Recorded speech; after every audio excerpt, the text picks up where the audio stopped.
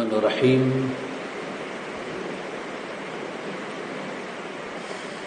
Hamdan laka ya Allah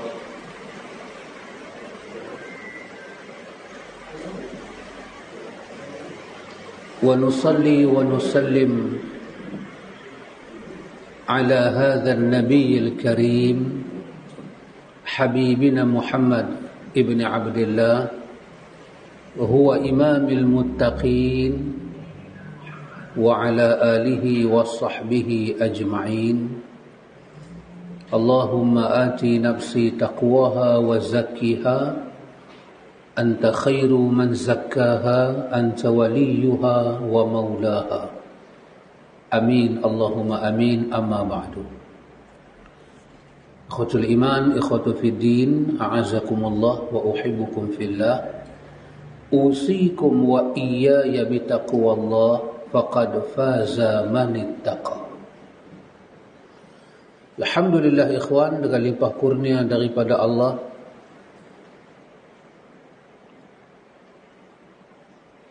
yang memiliki sifat-sifat yang agung, kita dapat menyambung bacaan kita, zuhud dan kelembutan hati. Kita sampai pada tajuk rahsia dan dampak dari taubat. Rahsia dan dampak. Dampak itu kesan dari taubat. Taubat itu ada rahsia dia, ada dia punya asrar dia, dan ada dia punya dampak dia, kesan dia, asar dia. Kata penulis, qala muallifu rahimahullahu ta'ala wa nafa'na bi'ulumihi ila daraini. Penulis kata, ketahuilah bahawa orang yang memiliki basirah, basirah di sini dia terjemah dengan makna ilmu, apabila melakukan kesalahan maka ia akan memandang menuju tiga hal. Bagi orang yang ada basirah, kita boleh terjemahkan basirah dengan dua tiga makna yang dipakai oleh para ulama kita. Satu, basirah diterjemah dengan makna ilmu, seperti yang ada dalam surah Yusuf tu.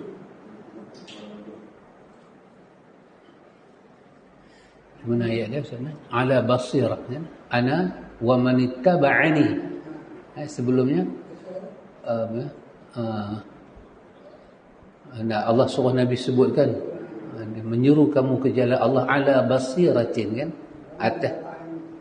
Atas basirah, bermakna di atas petunjuk, di atas ilmu, di atas hidayah daripada Allah, bukan kosong. Itu satu makna basirah. Yang kedua, basirah diterjemahkan oleh ulama kita dengan makna kata ilmu yang membuka mata hati. Itu basirah. Itu makna yang kedua. Maka ada satu kaedah yang ulama kita sebut. Mereka katakan bahawa rubbama abbara 'anil maqami man istashrafa 'alaihi wa rubbama abbara anhu wasala ilaihi wa zalika multabisun illa ala sahibi basirah. Ini satu kaedah yang agak menarik dalam ilmu tazkiyah. Mereka kata rubbama abbara anil maqami, berapa banyak dia kata, ataupun rubbama boleh diterjemah dengan makna kadang-kadang, ataupun berapa banyak keadaan dan situasi.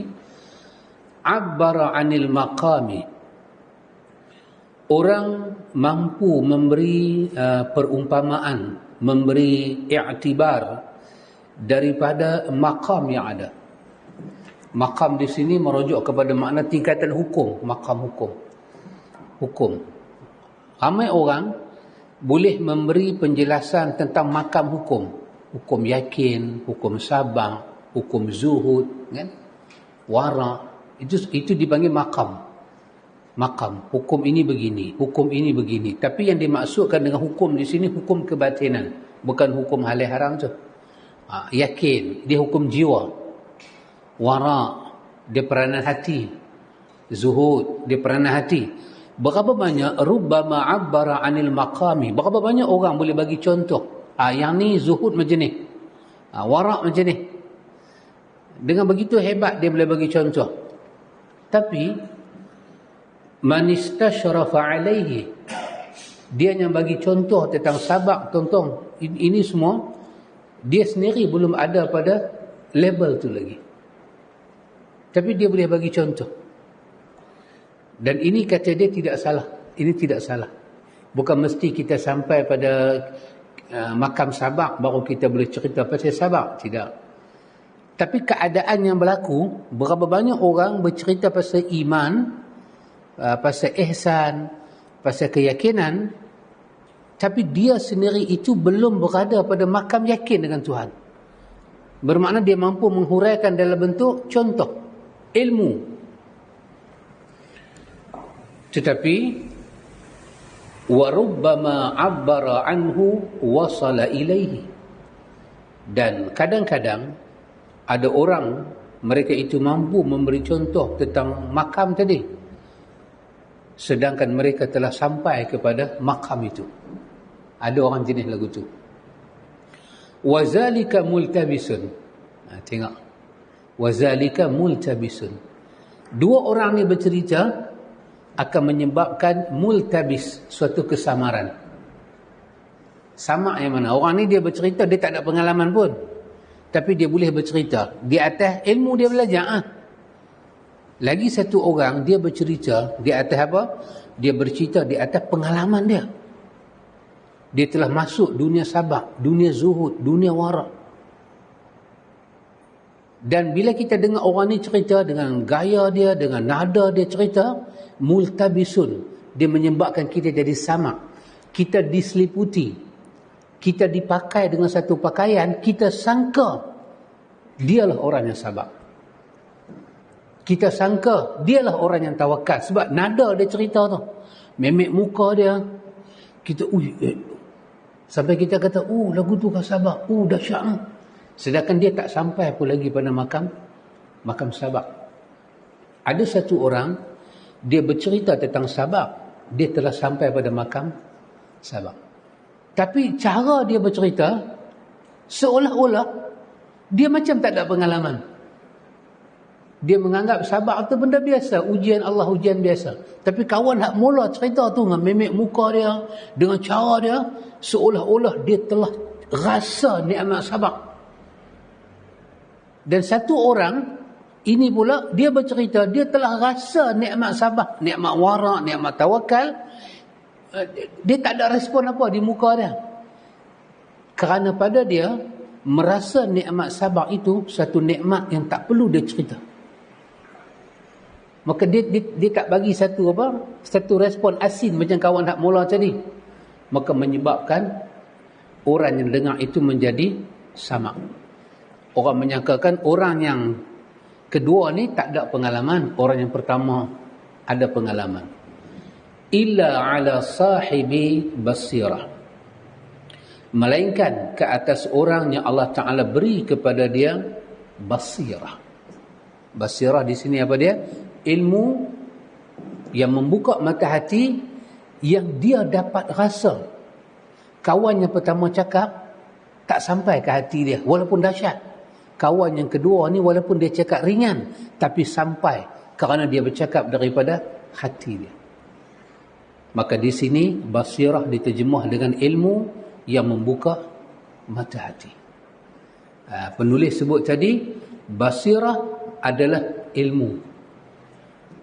Jadi rasanya kedua-dua makna ini tidaklah jauh sangat. Basirah boleh jadi makna ilmu, tetapi ilmu itu adalah ilmu yang membuka mata hati. Ada orang, dia bercerita tentang makam-makam yang ada, makam-makam jiwa ni. Dia bercerita, cerita dia tidak menarik kepada sahibil basirah. Tak menarik. Tak menarik untuk menambahkan apa-apa. Dia cuma jadi halwa telinga. Bagi orang yang bercerita tentang ini semua, makam-makam ini dengan pengalaman dia, dengan keikhlasan dia, maka cerita dia itu akan membawa orang kepada beramal dengan makam-makam yang ada itu. Jadi, dalam hal taubat ini, taubat juga memiliki basirah dia. Tengok, penulis kata, ha?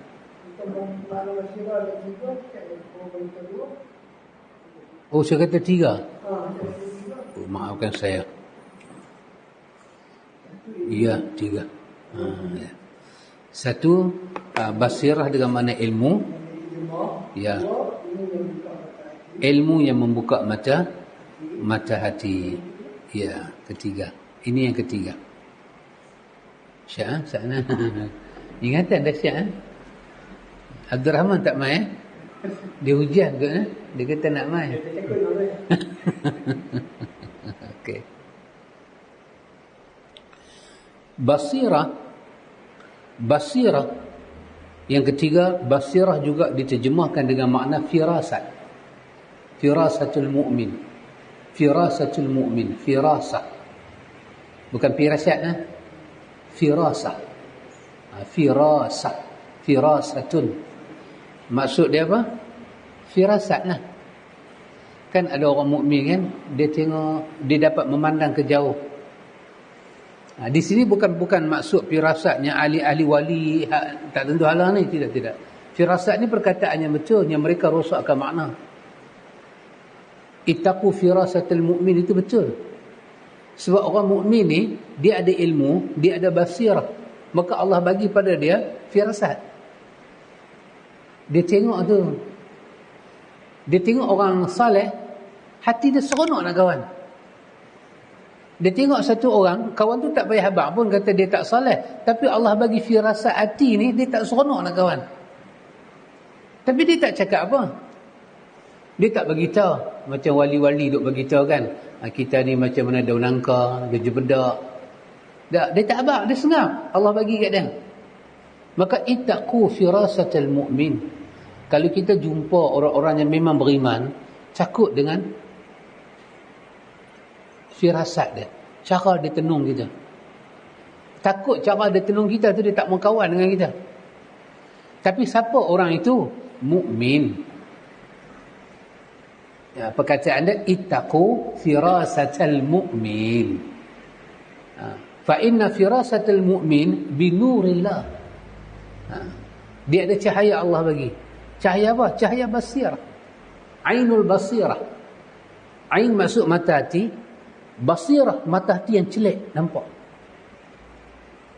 Kenapa? Kerana berdasarkan riwayat Muslim, hadis Jibril tu. Nabi sebut bila Allah Ta'ala suka satu orang, Allah habaq pada malaikat Jibril, nama dia, amalan dia, pasal apa. Lepas tu Allah kata apa pada Jibril? Pergi habaq kepada semua malaikat di langit. Tapi bila Allah tak berapa suka dengan satu hamba dia, maka Allah akan habaq nama dia, Allah akan habaq amalan dia, menyebabkan Allah tak suka. Allah kata pada Jibril, pergi habaq kepada semua ahli langit, aku tak suka pada dia.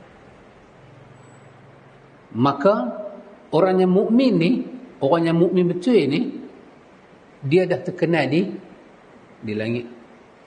Dalam hadis Bara' bin Azib pula, bila roh mukmin itu naik, malaikat tanya, malaikat jaga langit tanya, ni apa ni? Ma hazihi rihu tayyibah. Ni apa ni? Bau ni bagus sangat, sedap sangat, elok sangat. Maka dikatakan malaikat yang bawa roh orang mati ni kata pada malaikat jaga langit, ini adalah orang mukmin. Maka dibukalah pintu langit, bagilah dia naik ke mana roh dia duduk. Lepas tu sekali dikembalikan dia balik ke dalam alam barzakh. Maka dia terkenal. Maka apa Allah Ta'ala bagi pada dia? Allah bagi pada dia ilmu yang betul. Allah bagi pada dia ainul basirah, mata hati yang terbuka. Maka dia ada pandangan dia itu bersama dengan cahaya Allah. Cahaya Allah ni bukan cahaya yang ada dalam yang apa? Tak pelik-pelik ni duk percaya. Cahaya ni kita kata apa? Nur yang membuka mata hati dia. Dia dapat kenal orang ni patut kita kawan ke tak kawan. Kata Imam Ibn Qayyim Al-Jauziyah, Ibn Qayyim kata apa? Dia kata, Syekh aku berkata. Siapa dia Syekh dia? Ibn Taymiyah. Dia kata kawan ni ada 3 jenis. Kawan ni ada 3 jenis. Kenapa? Kerana kawan sama macam benda makan. Ada benda makan, kita makan ada masa dia. Ada kita tak makan. Kan? Ada kita makan sikit-sikit. Juga macam mana setengah orang dia kata macam mana ubat. Tapi Ibnu Qayyim kata, Syekh kata kawan ni, ada kawan, kita kawan dengan dia macam kita makan ubat. Bila sakit lah. Bila perlu kita makan lah. Makanlah ubat Tak ada lah hari ni saja-saja makan Panadol lah. Tak ada kan. Tapi ada kawan, dia macam makanan. Kita makan dia. Yarhamukallah. Itu hakul muslim alal muslim. Bila dia bersin kita tasmid kan. Tapi dengan syarat dia kena kata Alhamdulillah. Kita kata Yarhamukallah, Allah merahmati kamu. Bila Imam Ibn Taymiyah membahagikan kedudukan kawan ni, Imam Ibn Qayyim kata sepatah. Dia kata sepatah apa dia kata? Saya bukan nak cerita hak dia sebut 3 kawan tu. Saya nak sebut hak Ibn Qayyim kata tu. Dia kata apa? Dia kata aku percaya satu benda. Syekh aku ini mendapat firasat Tuhan. Allah bagi firasat. Tengok Ibn Taymiyah, dia boleh cerita manusia ni macam mana tanpa dia, orang tu duduk depan dia. Kan wali kita ni, kita pergi ziarah dia habaq subuh tak sembahyang, junub tak mandi. Wali kita ni kira dalam kira orang boleh buka tu wali. Itu wali makam kita lah. Wali kita lagu tu. Orang jumpa wali hebat-hebat tak ada lagu tu. Bila orang tak ada, dia duduk dengan guru murid dia bercerita. Kata Ibn Qayyim, subhanallah, bila aku dengar benda dia kata ni dan aku amati dalam hidup, sememangnya kawan-kawan demikian. Maka Allah memberi kepada dia ainul basirah yang melahirkan firasat dalam bentuk kalam, percakapan, nasihat. Itu basirah dengan makna yang ketiga. Kunci ke apa ni? Jadi ada basirah dengan makna ilmu, ada basirah dengan makna ainul basirah, dan ada basirah dengan makna firasat. Jadi firasat ni dia duduk macam mana? Dia akhir sekali. Firasat tak boleh duduk depan. Dia kena ada 2 ni. Kalau firasat duduk depan, lingkup semua. Dengan ilmu tak ada, dengan hati tak terbuka, tiba-tiba ada firasat. Jadi dia akan jadi firasatul syaitan, bukan firasatul mu'min. Orang yang diberi, ketahuilah bahawa orang memiliki basirah apabila melakukan kesalahan, maka dia akan memandang, yakni menuju 3 hal. Kita tengoklah kita ni ada basirah ke tidak. Basirah kita ni peringkat mana agak-agak sahabat Ramli daripada 3 tadi? Basirah kita ni duduk tang mana? Tadi basirah dengan makna ilmu, betul? Basirah dengan makna mata hati, cahaya mata hati, dan basirah dengan makna firasat. Agak-agak sahabat Ramli kita ni duduk basirah tang mana? Kita ada tak basirah? Ada. Kita semua ada basirah ni. Agak tang mana sahabat Ramli? Udin agak macam mana? Basirah bapa ada tang mana? 3 ni. Pertama, kedua, ketiga. Kata lagi. Bapa? Ilmu sikit. Ya. Saya pun bersetuju. Saya nak bersetuju. Basirah kita di peringkat pertama ni, ilmu. Mungkinlah di antara kita ni Allah bagi basirah dalam bentuk ainul basirah, mungkinlah. Saya ingat nak dapat apa beli tu kot. Kan? Memang peringkat pertama, basirah dalam bentuk ilmu ni, dia ada kemuliaan dia. Dia ada kemuliaan dia. Sebab tidak ada basirah. Basirah. Digunakan perkataan basirah. Kecelekan, melihat. Bermakna ilmu yang membawa kecelekan. Fikiran dia dapat, kerana ada ilmu tu, berlaku kecelekan akal. Dapat. Ilmu tu suluh akal dia. Sebab orang mukmin ni, apa beza mukmin dengan munafik? Kata Hasan Basri, bezanya orang mukmin ni perkataan dia di belakang perkataan hati dia mendahului perkataan dia. Munafik perkataan dia mendahului hati dia. Pasal tu dia bercakap baru dia fikir. Mukmin dah. Mukmin dia bercakap ni lambat, dia fikir dulu. Fikir dulu man. Macam orang politik berkempen kan, seolah-olah macam tak ada benda dia tak boleh buat. Dia macam super power. Subhanallah, macam dia itulah. Tapi bila dia mau fikir balik, basirah dalam bentuk ilmu, dia menuntun kita. Maka Imam Bukhari kata, ilmu mendahului perkataan dan amalan. Sebab dia pembimbing, dia ada cahaya. Allah Ta'ala bagi cahaya yang dahsyat. Pasal itu dikatakan Iqra bismi rabbik. Iqra bismi rabbik. Kan? Bacalah dengan nama Rabb kau. Kalau kita baca kalau kita berilmu tanpa ada kaitan dengan Allah, nescaya ilmu itu tak dapat menyuluh. Kerana itu sama ada Imam Ibn Qayyim ataupun Imam Al-Auza'i ataupun siapa pun daripada mutaqaddimin, bila sebut ilmu, mereka mesti sebut benda yang sama. Ilmu itu apa yang Allah sebut, apa yang Nabi sebut. Ya. Kerana Allah menyatakan Allahu nurus samawati wal ard. Allah lah cahaya langit dan bumi. Jadi ilmu itu adalah nur, cahaya. Kalau kita boleh memiliki ilmu tanpa daripada Allah dan Rasul, maka tak ada cahaya. Dia tak boleh suluh kita. Pasal itu kalau kita kata nur, lawan dia zulmun, gelap. Kalau kita percaya itu adalah ilmu, tapi kita tak boleh bukti dia ada daripada Allah, dia datang daripada Nabi, maka dia bukan ilmu. Tengok semalam kita baca apa balik? Allahumma antas salam wa minka as-salam.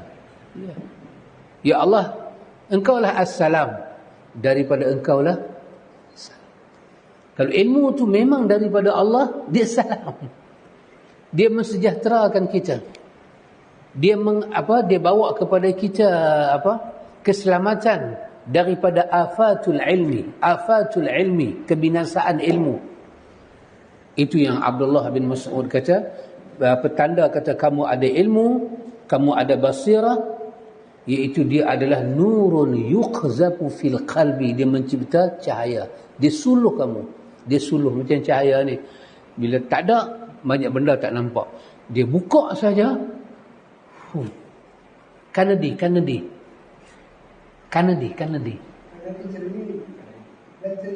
Lateri ialah mak kata lateri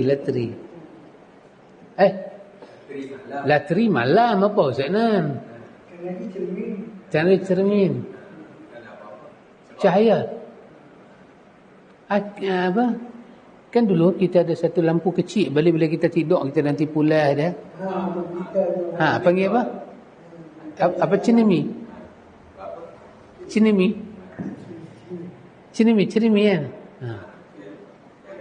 Dia ada balang. Lepas tu dia punya kaca tinggi. Kita boleh agih tepi dia. Lampu chimney. Chimney tu lampu. Bukan lateri malam. Lateri tak nampak apa. Apa sana.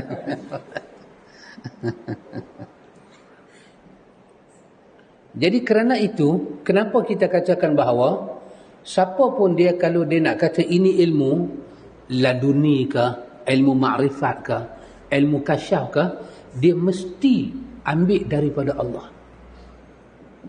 Kerana cahaya itu daripada Allah. Cahaya ilmu. Allah itu bersifat dengan ilmu. Al-ilm. Allah itu alim. Sarat, padat, gudang, sumber ilmu. Tiba-tiba dia pergi ambil ilmu daripada tempat lain. Tiba-tiba ilmu tempat lain tu dia nak jadikan suluh. Dan ini bukan dia nak suluh nak tengok pokok, nak cari duit. Dia nak suluh hati dia menuju Tuhan. Maka Tuhan tak akan bagi. Tuhan tak akan bagi cahaya tu. Melainkan manusia kena mengambil cahaya tu daripada Tuhan. Maka cahaya daripada Tuhan itu adalah qala Allah wa qala Rasul. Okay. Imam Al-Auza'i dia guna perkataan al-ilmu ma jaa 'anil nabi wa ashabi. Ilmu mesti daripada Allah datang kepada Nabi. Dia kena pergi ke Nabi dulu. Dia tak boleh apa kita panggil, dia skip Nabi mai ke kita. Oh, tidak boleh. Itu cara real ilmu. Pasal Jibril tu, pembawa ilmu tu, dia daripada nur, dia daripada cahaya. Sangat pantas dia bawa. Tak terpadam cahaya dia, tak terpadam. Mesti kepada Nabi. Dan kalau daripada Nabi, mesti jalan sahabat baru mai kat kita. Tiba-tiba orang boleh mengajak kasyaf, sahabat Ramli. Tiba-tiba kita tanya dia ambil daripada riwayat mana, dia tak boleh beritahu. Lepas tu dia kata ma'rifat. Artinya itu bukan ilmu, itu bukan cahaya. Dia sedang menggelapkan. Ada orang lama duduk dalam kegelapan sehingga dia nampak. Orang tak pernah duduk dalam gelap, sekali dia kena gelap, dia jadi, tak nampak. Orang yang dah duduk dalam gelap, dia nampak. Kalau saya boleh bagi contoh yang ni memang tidaklah agresif, tapi contoh, orang yang buta lama, dia duduk dalam area rumah dia, dia boleh tahu pintu bilik mana, pintu pancok mana, pintu keluar. Dia boleh cam walaupun dia tak nampak. Tapi orang yang nampak macam kita, tutup aja lampu, gelap.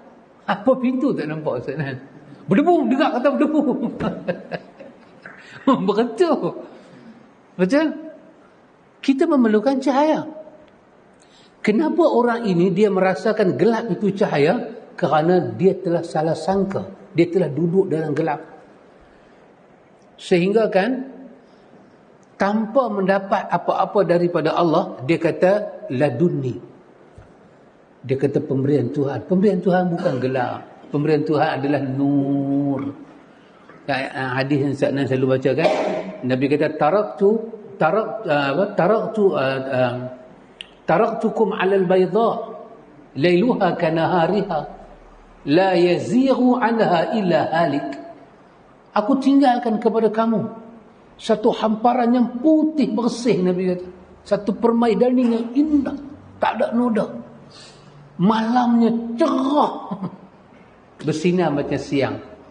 Tidaklah Nabi kata tinggal benda ni, melainkan halik, dia akan binasa. Binasa hati dia, binasa fikiran dia, binasa kematangan dia, pemikiran dia akan rosak.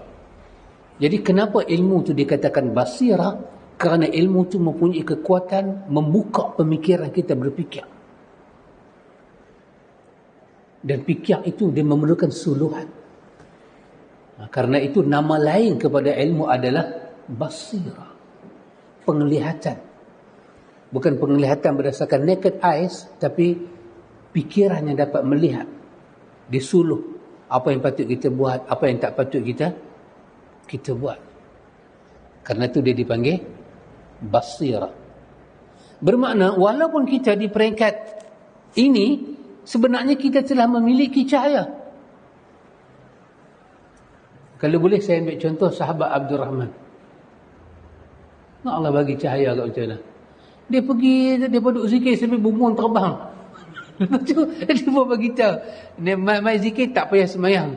Dia masuk Islam nak semayang. Dia kata masuk Islam tak payah semayang. Baik tak payah masuk Islam, memang tak semayang lah. Dia fikir idea. Dia kata apa? Nabi macam ni. Saya tak boleh fikir ada Nabi lagu ni. Orang ajak dia khusus jenazah, pegang usul Fatihah. Dia ada fikir, Nabi tak ada buat apa-apa, saya mau buat. Itu nama dia Nur. Pasal itu manhaj ilmu ni manhaj yang mulia. Jangan kita rosakkan cahaya nak masuk dalam. Pasal itu ulama kita akan katakan, inna hazal ilma nurun. Apa? Inna hazal ilma dinun.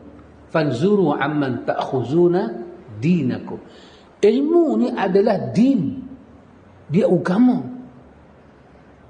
Agama dia ada cahaya dia. Nabi kata, nadharallahu man sami'a maqalati. Allah akan bagi cahaya di muka orang yang dengar perkataan aku. Pasal itu qala Nabi, itu adalah ilmu. Pasal itu hadis palsu ni kita kena cerca. Kita kena buang tu sampah rubbish. Dia adalah sampah. Dia adalah benda yang menggelapkan hati. Segala pardilat yang wujud dalam hadis palsu mesti kita jauhi, tak boleh dibenarkan. Ini adalah basirah. Sebab kita sadar, kita semua telah ada dia punya basirah. Cuma basirah ilmu ni, cahaya ilmu yang mulia ni, kita nak gilap dia, naik sampai kepada ainul basirah. Hati pula. Kelapangan hati. Hati pula dapat melihat. Baik.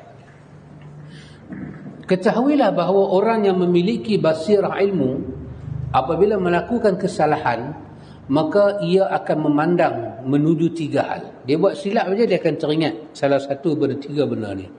Pertama, akan memandang kepada perintah Allah dan larangannya.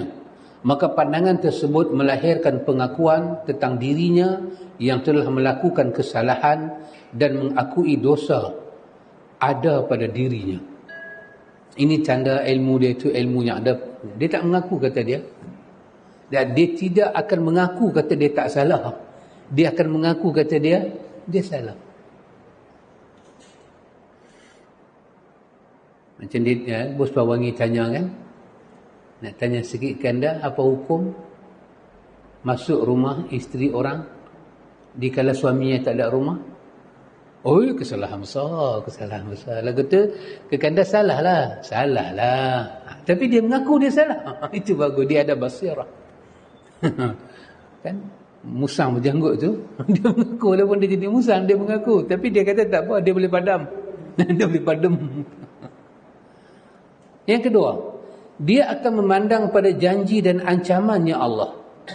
Maka pandangan tersebut akan melahirkan rasa takut yang akan membawanya menuju taubat. Ketiga, dia akan memandang pandangan menuju kemungkinan bahawa Allah bisa mentakdirkannya untuk berbuat kesalahan atau menghindarkannya dari kesalahan tersebut jika Allah berkehendak. Maka ia akan terjaga dari kesalahan tersebut. Hal ini dapat melahirkan berbagai macam bentuk pengetahuan kepada Allah, kepada nama dan sifat-sifatnya, kepada hikmah dan rahmatnya yang dimilikinya, dan kepada ampunannya, kebaikan dan kemuliaan yang dimilikinya.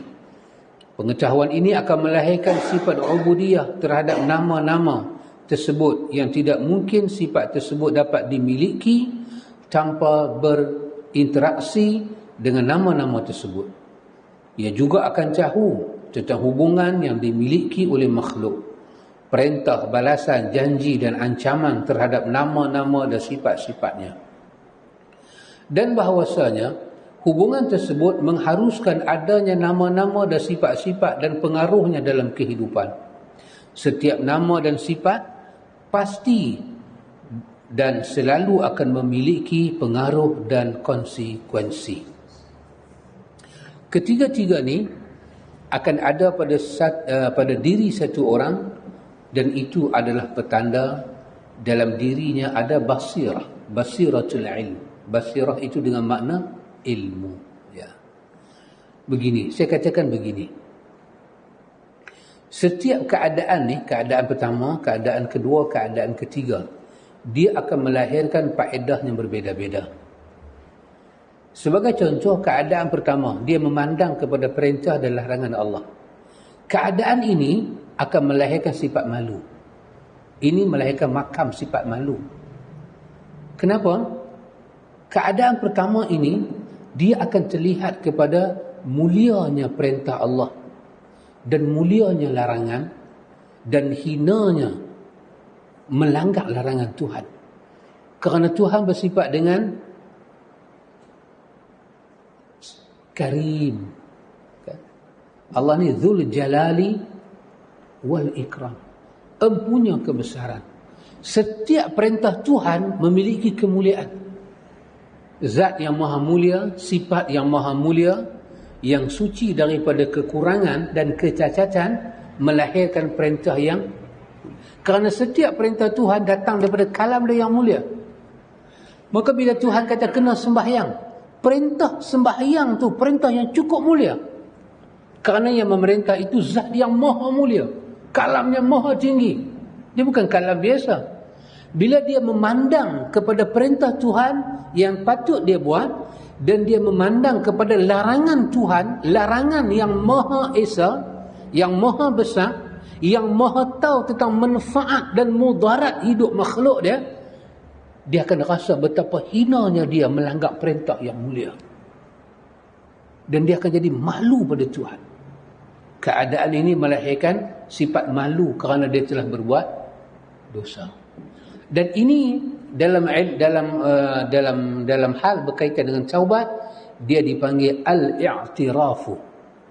Dia mula memberi pengiktirafan. Dia kenal diri dia dan dia kenal Tuhan, i'tiraf. Dia mula mengaku dia salah.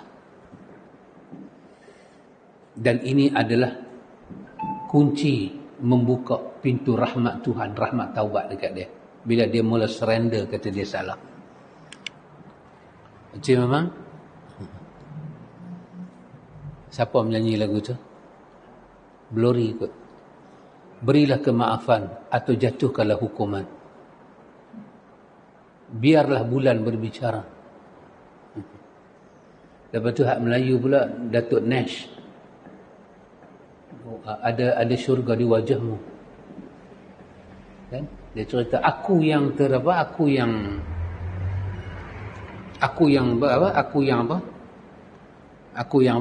berdosa. Dosa aja aku. Baik. Yang kedua, melahirkan situasinya lain pula. Apa dia? Dia akan memandang kepada janji dan ancamannya Allah Ta'ala. Maka pandangan tersebut melahirkan rasa takut yang membawanya menuju pada taubat. Yang ni apa dia ikhwan? Yang ni dia melahirkan makam sifat khauf. Khauf. Kita ada perkataan khasyah, perkataan khauf. Kita ada perkataan taqwa. Khauf, takut pada Allah. Khauf, perkataan khauf, dia merujuk kepada apa? Dia merujuk, ulama bahasa kita merujuk kepada pedih hati. Khauf bermakna pedih hati. Pedih hati. Hati tu rasa macam luka. Terluka. Ya, luka. Bila hati kita terluka, lepas tu kena angin, jadi apa sahabat Ramli? Pedih kan? Ya, pedih. Hati dipanggil khauf. Dia rasa luka hati dia. Kenapa dia rasa luka hati dia? Kerana dia membawa diri dia kepada terancam oleh Tuhan. Khauf. Dia jadi luka hati dia. Awaklah sampai lagu ni aku buat. Dia luka. Dia melukakan hati dia. Dengan perbuatan dia itu, dia terluka sangat-sangat. Dan makam ni, kedudukan keadaan ini, keadaan yang tak dapat dicapai. Melainkan dengan basirah yang Allah Ta'ala anugerahkan. Kemudian yang ketiga, inilah sangat besar. Dengan kesalahan dia lakukan itu, kesalahan dia buat, dia tidak memandang buruk sangka pada Tuhan. Kenapa Allah takdirkan dia berdosa ni? Kenapa Allah jebakkan dia dalam kesalahan ni, sedangkan Allah Maha mampu menghindarkan dia? Bahkan pada yang ketiga ini menyebabkan dia baik sangka pada Allah. Apa dia? Kerana Tuhan nak terima taubat akulah Tuhan bagi aku buat salah. Kerana Tuhan nak terima taubat aku, kerana Tuhan nak ampun kesalahan aku, dia jebakkan aku di sini. Maka dia mula mencari hikmah dan rahmat Allah di balik takdir Tuhan pada dia. Kalau yang ni tak ada, dia akan jadi satu orang yang buruk sangka ke Tuhan. Kenapa aku yang kena buat dosa? Kenapa aku yang berdosa? Dan kalau Tuhan nak ampun dosa aku, dia jangan suruh aku buat dosa pada awal. Kesemua ini melahirkan sekeji-keji suasana hati buruk sangka pada Tuhan. Maka dia akan menjadi orang yang mencari hikmah dan rahmat Tuhan di atas takdir ilahi. Kerana benda ini tajri bil maqadir. Benda ni berlaku sesuai dengan kehendak Tuhan. Tuhan nak ampun dosa dia, Tuhan nak rapat dengan dia, Tuhan nak bagi rahmat pada dia, Tuhan nak pada diri dia ada sifat ubudiyah kepada Tuhan, Tuhan nak sucikan roh dia, jasad dia. Maka salah satu caranya, Allah bagi dia terjebak dengan dosa dan Allah Ta'ala sedangkan dia. Tengok dengan rahmat Tuhan. Ustaz Nan, senang ke nak gerak orang tidur? Kawan tu bagus punya nikmat kan tidur. Kita nak gerak senang. Betul? Dosa, maksiat, dia adalah nikmat. Nikmat yang dirasai. Jadi, siapa boleh sedapkan dia? Tak ada siapa boleh sedap melainkan Tuhan lah. Rupanya dalam orang tu terjebak dengan dosa, masih ada rahmat Tuhan dekat dia. Dengan akal, dengan hati, dengan khatiak, dengan usaha, kita susah nak berubah daripada dosa. Susah. Tetapi dengan rahmat Allah lah kita terkeluar daripada dunia dosa. Oh subhanallah, subhanallah. Maka Allah bagi kepada dia hikmah dan rahmat ni. Kesaksian terhadap nama-namanya tersebut membuat dia sedar. Macam mana dia dapat mencari hikmah? Iaitu dengan nama-nama Allah. Allah Tuhan yang penerima taubat. Pasal tu orang ni bila dia buat dosa, sahabat Ramli, kita bukan pergi tanya dia, hang buat dosa apa? Macam mana hang berubah? Tak. Kita perkenalkan kepada dia nama-nama Tuhan supaya datang hikmah dan rahmat. Tengok dia kata kesaksian terhadap nama-namanya tersebut membuat dia sedang atau mau berlatih dengan terus-menerus tentang ma'rifat, pengenalan, iman, rahsia takdir dan hikmah, yang mana hal tersebut sulit untuk diungkapkan melalui kata-kata. Latihan dia latihan jiwa. Latihan dia riyadatul nafsi ni, latihan jiwa. Di antara hal yang menjadi dampak kesan dari taubat, bila ada 3 benda ni di atas, adalah seorang hamba dapat mengetahui keperkasaan Allah Azza wa Jalla dalam ketetapannya. Dia adalah zat yang maha kuasa yang menetapkan sesuatu yang ia kehendaki. Dengan kesempurnaan yang dimilikinya, ia menghukumi hambanya dan menetapkan sesuatu baginya, seperti membolak-balikkan hatinya dan memalingkan keinginan seorang hamba sesuai dengan apa yang dikehendakinya. Dia menghalangi jarak antara hamba dengan hatinya, lalu menjadikan hatinya tunduk di bawah kehendaknya. Ini adalah kekuasaan yang sempurna. Tidak ada yang mampu melakukannya kecuali Allah. Puncak kekuasaan tertinggi yang bisa dilakukan oleh makhluk terhadapmu adalah ia dapat menggerak-gerakkan badan dan jasadmu. Adapun untuk menjadikan hatimu tunduk dan patuh pada keinginannya, maka tidak ada yang bisa melakukannya kecuali zat yang maha memiliki kekuasaan yang mempesona. Ketika seorang hamba mengetahui kekuasaan yang dimiliki oleh Tuhannya, ia pun memperhatikannya dengan hatinya, dan ia juga mampu untuk memberikan kesaksian tentangnya, maka menyibukkan diri dengan hal-hal tersebut lebih utama dan lebih bermanfaat baginya, kerana ia sedang berjalan dengan Allah bukan dengan dirinya. Ini adalah kesan daripada tiga perkara tadi ada dalam hati dia, maka inilah kesan dia. Di antaranya menunjukkan akan pengetahuan ini, pengetahuan ia kepada takdir Allah, adalah dia mampu mengetahui bahawa Allah lah yang mengatur dan menguasai umbun-umbunnya dengan perantaraan kekuasaan orang lain. Tidak ada penjagaan baginya kecuali dengan penjagaan darinya. Tidak pertolongan baginya kecuali pertolongan darinya. Ia merasa hina, rendah dalam genggaman zat yang maha kuasa lagi maha terpuji. Sedangkan hal yang menjadikan ciri kesaksian seorang hamba akan kekuasaan Allah dalam ketetapannya adalah dia menyaksikan bahawa kesempurnaan, pujian, kekayaan yang sempurna dan kemuliaan hanyalah milik Allah. Seorang hamba hanya memiliki kekurangan, keaiban, kehinaan, aib, kezaliman dan ketergantungan. Setiap kali dia menyedari akan kehinaannya, kekurangannya, aibnya dan kefakirannya, maka bertambahlah kesaksian terhadap kekuasaan Allah, kesempurnaannya, pujian baginya dan kekayaannya. Begitu pula sebaliknya, berkurangnya dosa dan kehinaan akan memunculkan kesaksian terhadap kemuliaan Allah. Ini semua ikhwan kita duk baca ni, kita tak akan dapat kalau tidak ada mursyid, pembimbing. Dia kena ada satu orang bimbing kita, bagi tahu kenapa awak terjebak dengan dosa, apa hikmah dia, kenapa awak kena lari daripada dosa, apa peranan taubat. Dia kena ada seorang pembimbing. Dia tak boleh pilih gitu lah, tak dapat. Pasal itu 1, 2, 3 ni penulis habaq awal-awal, 1, 2, 3 ini hanya akan terjadi kepada orang yang memiliki basirah. Tanpa basirah tak boleh pi. Kan? Sama ada kita datang kepada Allah dengan basirah atau kita akan datang kepada syaitan dengan jahil. Sifat dia sama. Tengok bid'ah dengan sunnah, sama.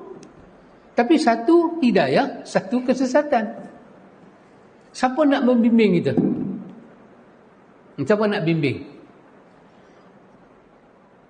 Sahabat Ramli boleh bayang zaman Sufyan As-Sawri. Ini cerita Imam Syatibi cerita dalam Al-I'tisam.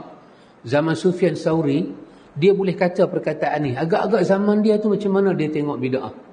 Dia boleh kata setan, iblis lebih suka orang buat satu dosa. Iblis lebih suka innal iblisa ahabba.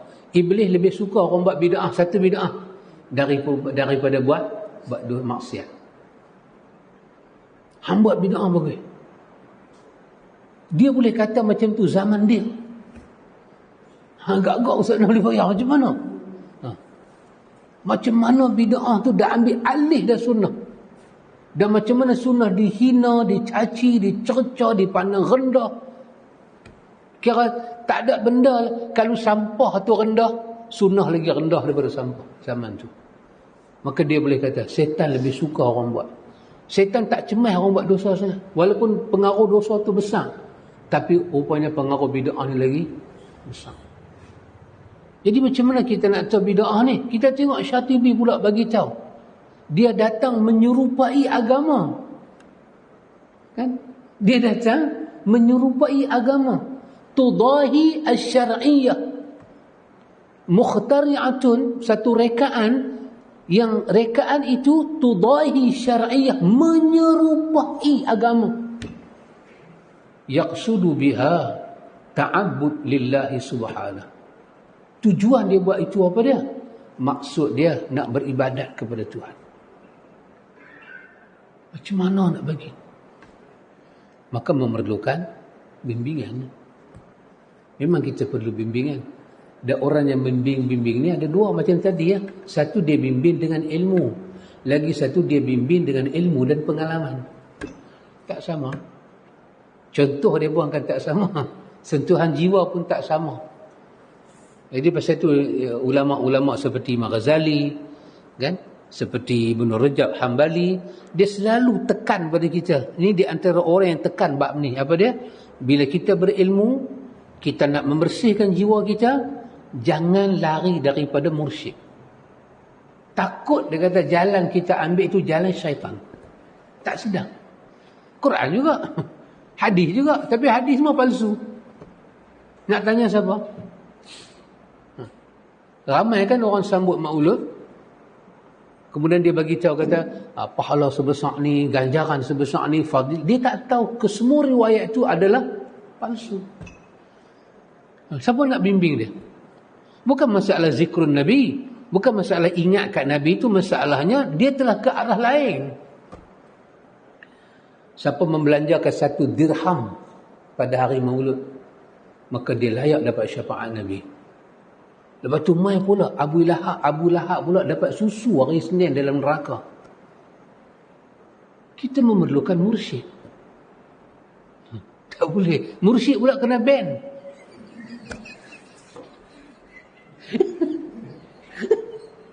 Susahlah kita. Kita sangkutlah memang. Asalah. Mursyid kenan, bos kenan. Ahli panel kenan. Baik, kata penulis, di antara hal yang menjadi dampak dari taubat, kesan dari taubat adalah seorang hamba mengetahui kebaikan Allah Subhanahu wa taala yang menutupi aibnya ketika dia melakukan maksiat. Padahal Allah Maha melihat. Dan jika Allah berkehendak, maka aibnya tersebut bisa dinampakkan di hadapan makhluknya yang lain. Ini adalah bentuk kesempurnaan Allah dalam kebaikan yang dimilikinya. Dan salah satu nama yang dimilikinya adalah Al-Birru, zat yang maha memberi kebaikan. Kebaikan itu adalah dari Tuannya. Adanya kebaikan tersebut berasal dari kekayaannya yang sempurna dan kefakiran yang sempurna yang dimiliki oleh hamba. Ia akan sibuk memikirkan anugerah yang diberikannya tersebut dan sibuk dalam menyaksikan kebaikan dan kemuliaan yang diberikan kepadanya. Dirinya akan terkejut ketika mengingat kesalahannya yang telah diperbuatnya. Maka dia sentiasa bersama Allah. Hal tersebut lebih bermanfaat baginya, iaitu menyibukkan diri dalam merenungkan kejahatan dan hinanya kemaksiatan yang telah dilakukan. Menyibukkan diri bersama Allah dan melupakan apa yang ada selainnya merupakan perbuatan yang paling mulia dilakukan oleh seorang hamba dan merupakan tujuan yang paling tinggi yang bisa dia capai. Ini ikhwan, perkara yang kedua ni. Kesan daripada taubat apa dia? Allah Ta'ala akan tutup aib kita. Betul? Aib ni ada 2 jenis. Aib kan? Bila orang tahu, kita akan malu. Aib. Ada dosa tu adalah aib. Dosa tu adalah aib. Dosa tu satu jenis aib. Baik. Ada aib, ada dosa yang kita buat. Allah Ta'ala aibkan kita di dunia. Di dunia. Ada orang buat dosa, betul orang tahu dia buat dosa. Dia aib lah. Katalah dia apa? Dia satu macam orang makan rasuah. Tu dia kena tangkap. Bermakna Allah buka. Itu aib lah dekat dia. Maka Tuhan aibkan dia di dunia. Kenapa? Kerana Tuhan nak dia taubat. Kalau Tuhan tak aib dia lagu tu, dia tidak akan taubat. Dia akan hanyut. Baik. Bila kita bertobat di dunia, dia ada lagi satu aib di akhirat. Aib masa bila? Masa semua kesalahan kita dihisap. Itu adalah aib yang kedua.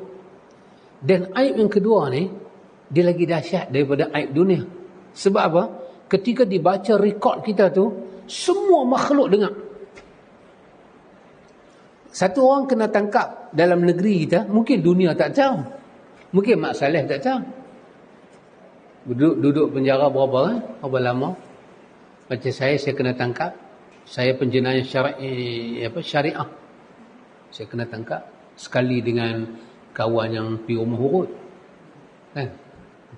Kami satu sel dengan khalwat dengan apa satu. Tapi bila saya pergi ceramah di Dubai, orang Dubai tak tahu. Kalau dia tahu saya kena tangkap, agak dia panggil tak? Tak panggil. Saya boleh ceramah di Dubai. Saya pergi ceramah di Singapura. Orang Singapura tak tahu. Dia baru dengar. Oh macam tak pernah kena tangkap. Oh tapi kena tangkap. Saya pergi Melbourne. Saya ceramah di Melbourne. Di utara Melbourne. Orang sana tak tahu. Dia pun tak tahu apa-apa. Saya pergi Jakarta. Saya ceramah di Jakarta. Orang Jakarta tak tahu. Bapa Ustaz. Saya kata bapa aku sudah meninggal. Dah, bapa Ustaz. Ceramah bapa Ustaz. Saya pergi ceramah di Thailand, kan? Tempat Dr. Ismail Lutfi. Dia pun tak tahu saya kena tangkap. Tetapi itu satu aib, tapi aib itu tak berkembang. Ada aib yang kita tahu, isteri kita tahu kita aib, dan kawan dekat-dekat tahu kita aib, tapi orang jauh tak tahu. Tapi ada aib yang kedua ni berkaitan dengan taubat ni. Walaupun satu orang itu diaibkan di dunia, lepas tu dia bertobat. Dengan dia bertobat, Allah janji akan tutup aib dia. So aib yang mana Tuhan nak tutup? Dah terbuka. Sebab dengan aib itulah dia bertobat kepada Tuhan. Baik. Apa Tuhan akan buat di dunia pada orang yang bertobat ni? Tuhan akan buat perkara yang pertama dalam dunia. Taubat dia betul, taubat dia nasuha, Allah akan padamkan aib dia di mata hati manusia. Sehingga orang bercampur dengan dia seolah-olah dia tak pernah aib. Allah akan buat lagu tu dekat dia dalam dunia. Orang layan dia. Dia tahu dia ada aib. Orang tu pun tahu. Tapi selama dia bermuamalat, Allah tak benarkan ada ingatan dalam fikiran orang. Orang layan dia macam mana orang baik. Ini hanya akan dapat oleh siapa? Orang yang taubat nasuha. Allah jaga maruah dia. Kali kedua Allah bagi. Fursatu thaniyah Allah bagi. Fursah yang kedua, peluang yang kedua.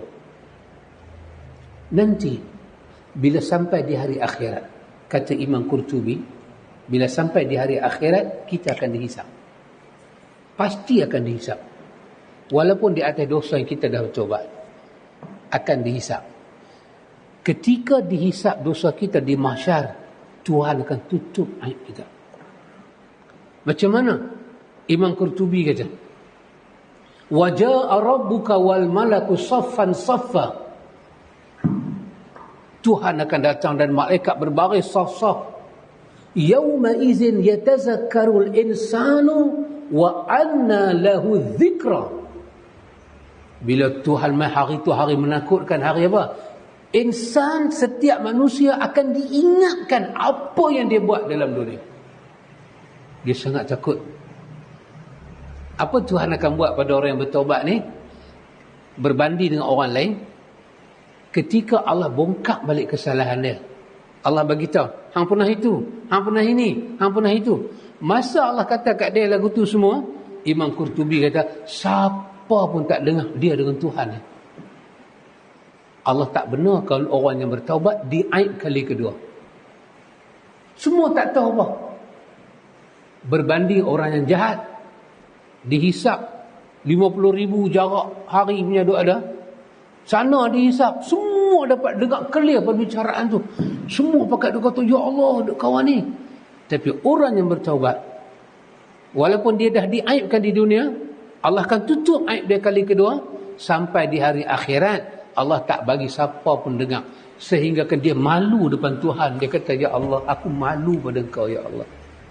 Allah kata, hamba-Mu, tidakkah aku akan tutup aib orang-orang yang datang kepada aku. Itu adalah kesan daripada taubat. Semua yang Tuhan bagi kat kita dengan taubat ni, semua benda besar-besar belaka. Hal tersebut tidak akan muncul, tidak akan memunculkan perasaan lupa terhadap kesalahan secara mutlak. Akan tetapi dalam keadaan seperti itu, kalaupun dia lupa terhadap dosa tersebut, maka dia akan kembali mengingat dosa tersebut dan kejahatan yang telah dilakukannya setiap waktu dan tanpa memiliki sisi peribadahan yang sesuai dengan kondisinya. Di antara hal yang menjadi dampak dari taubat juga adalah kesaksian akan kemurahan hati yang dimiliki oleh Allah Subhanahu wa taala dalam membiarkan pelaku maksiat, padahal apabila dia berkehendak ia bisa mempercepatkan datangnya siksaan. Akan tetapi ia adalah zat yang maha pemurah yang tidak mempercepat datangnya siksaan. Pengetahuan seorang hamba kepada Allah Subhanahu wa taala melalui namanya Al-Halim, iaitu zat yang maha pemurah, akan memunculkan kesaksian terhadap sifat murah hati dalam diri Allah, memunculkan sikap ibadat terhadap nama tersebut, memunculkan kebijaksanaan dan menimbulkan fikiran bahawa kebaikan yang dihasilkan dari kesaksian tersebut lebih disukai oleh Allah, lebih bermanfaat bagi hamba daripada ketiadaan kesaksian tersebut. Adanya sesuatu yang ada tanpa ada yang mengadakannya merupakan hal yang tidak mungkin. Ini salah satu daripada dampak kesan daripada kita bertobat. Kita akan dapat melihat betapa pemurahnya Tuhan pada kita. Al-Halim bermakna penyantun, santun Tuhan dengan kita. Tak marah, tak pendendam, tak kasar, tak perungui. Yang tu nama dia Halim. Dahsyat Allah ni. Wahai, satu dosa Tuhan, langit hampir pecah bila orang kata ada Tuhan selain Allah. Allah ambil anak, gegang lagi.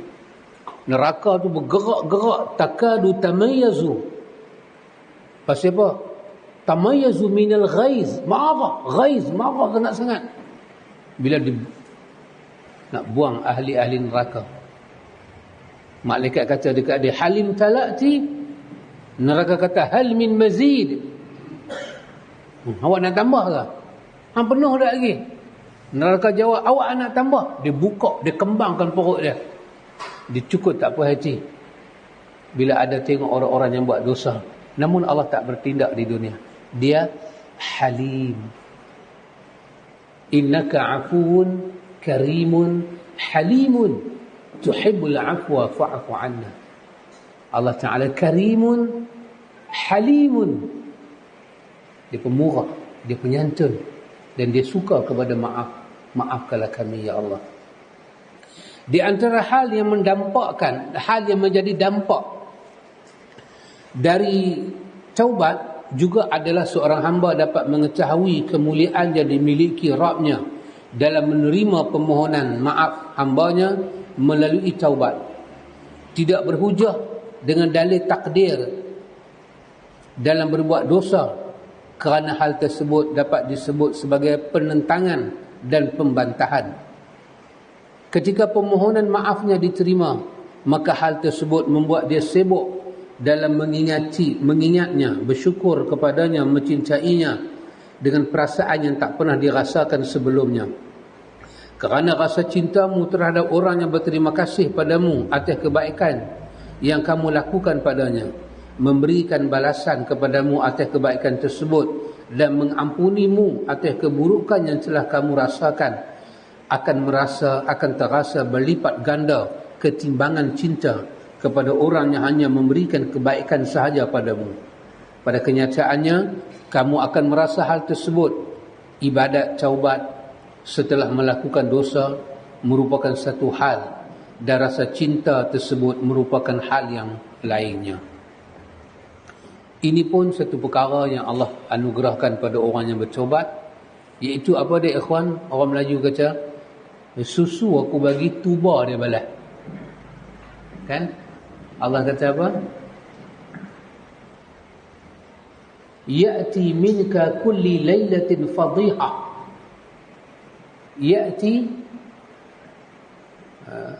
Ya'ti laylatin minka kulli fadhiha.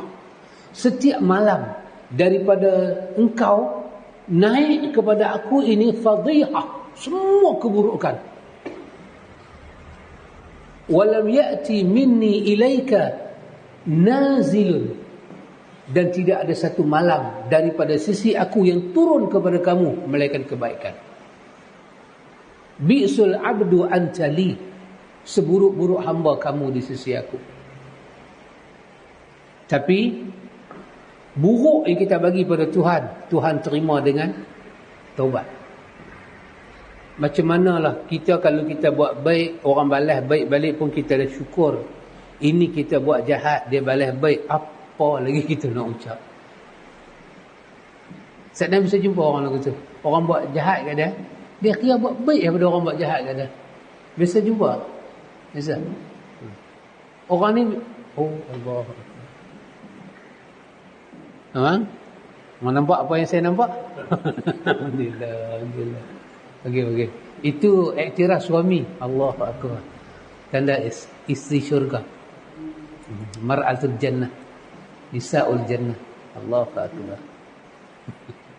Apa boleh bisa jumpa? Orang buat macam-macam kat dia, tapi dia tu dia tak fikir nak balas balik. Dan orang macam ni, satu hari orang yang buat jahat dekat dia tu insaf, agak-agak macam mana dia nak menangis. Ni dengan dosa, dengan maksiat, dengan itu, dan dia pula buat dosa kepada bukan Tuhan yang maha lemah, Tuhan yang maha mampu bertindak. Dia tahu kan dengan siapa dia buat jahat ni? Kan gambar tu kan, dia tampak anak jin. Pasal betapa anak jin duk kacau dia. Lepas tu anak jin kata, nanti aku report ke bapak aku. Dia tanya ke anak jin, bapak Amzak mana? Dia kebetulan pendek, berahim pendek. Anak jin kata, bersaang lah. Siapa takut? Tak tahu sekali. Bapak jin dia punya besar. Oh, dia kata jin pun pandai menipu. Ingat pilihan raya dia menipu, jin pun pandai menipu. Kita buat dosa kepada siapa? Al-Qahar, Al-Jabbar, Al-Muntaqim. Tiba-tiba dia bersifat dengan Halim dan Al-Afu, tak bertindak walaupun dia mampu bertindak. Di antara dampak juga akan dirasakan setelah bertaubat adalah seorang yang dapat menyaksikan keistimewaan yang diberikan kepadanya melalui pengampunan dosa tersebut.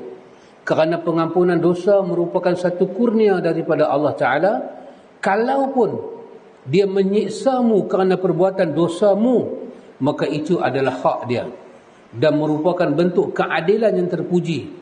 Akan tetapi dia memaafkanmu kerana kurnianya dan bukan kerana hakmu untuk dimaafkan. Pengampunan tersebut dapat menghantarkanmu untuk bersyukur kepadanya, cinta padanya, kembali padanya, senang terhadapnya dan bergembira atas pengampunan tersebut. Pengampunan tersebut juga dapat membuat hamba tersebut lebih mengenalnya melalui namanya Al-Ghaffar, Zat yang Maha Pengampun, menghantarkannya untuk memberi kesaksian atas sifatnya tersebut dan beribadah padanya melalui hal-hal yang terkandung dalam sifat tersebut, dan memiliki kesedaran yang seperti itu merupakan ibadah yang paling sempurna, kecintaan yang paling sempurna, dan bentuk daripada ma'rifat yang paling sempurna. Allah Ta'ala yang Maha mengetahui. Salah satu daripada dampak taubat adalah orang yang bertaubat itu dapat melihat satu hubungan yang istimewa melalui nama Tuhan Al-Ghaffar. Ghaffar kana ghaffara. Secara mubalaghahnya, Ghaffar ni merujuk kepada apa? Kita kata sifat tak dandan. Kalau dia lapar, tak dandan nak makan macam mana? Tak dandan. Saya lapar ni. Oh, bila orang letak makan, tak dandan. Kita orang utara kita faham kan? Tak dandan. Ya. Kalau kata nak balik, tak dandan. Oh, nak balik kan? Nak balik. Hujan pun, saya tiba perangai balik kau. Tak dandan balik. Tak dandan. Nanti saya.